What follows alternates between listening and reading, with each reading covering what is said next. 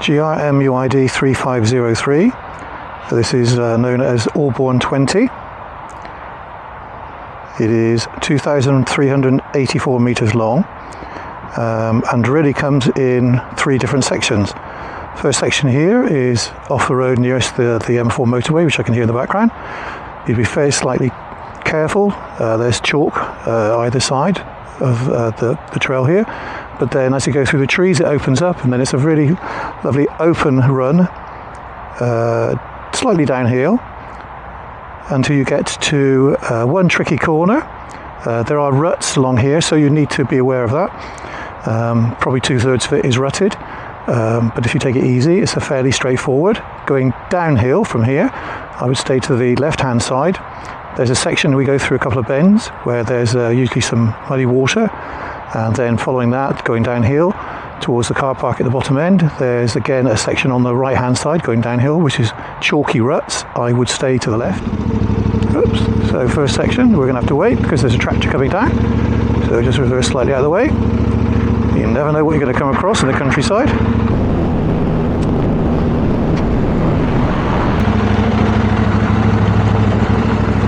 Obviously been muck spreading, so as I say, be careful going up, but particularly coming down the other way, because down here you think you've finished and there's a bit of slippery chalk underneath.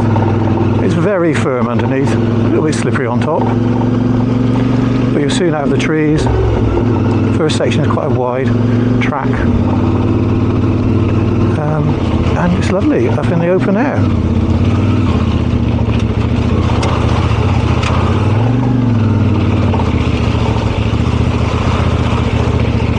This first level section, everything now is downhill really. So the first part, quite a nice wide, firm set of ruts, no real problems.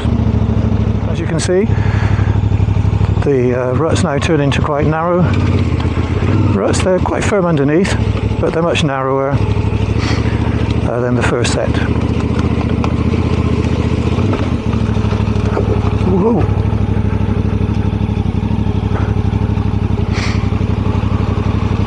Still quite slippery.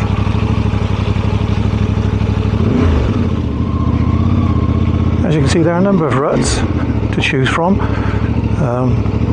It has been very, very wet the last 2 or 3 weeks, so it's still a bit slippery, but I find this one on the left hand side going down, it's got plenty of sort of gravel in the bottom for most of it.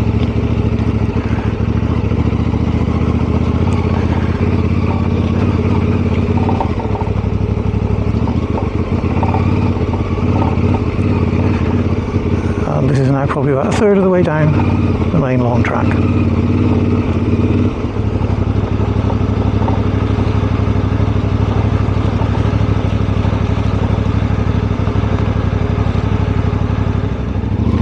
So as you come around the corner, it's really the only wet area, I mean, with real puddles in it.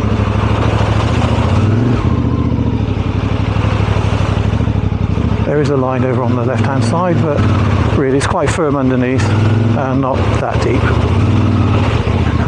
And going down, as I said, I would keep to the left hand side.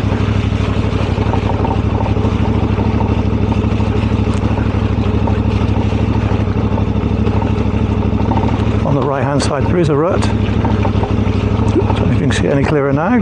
On the right of the screen, it's got quite a bit of chalk in it,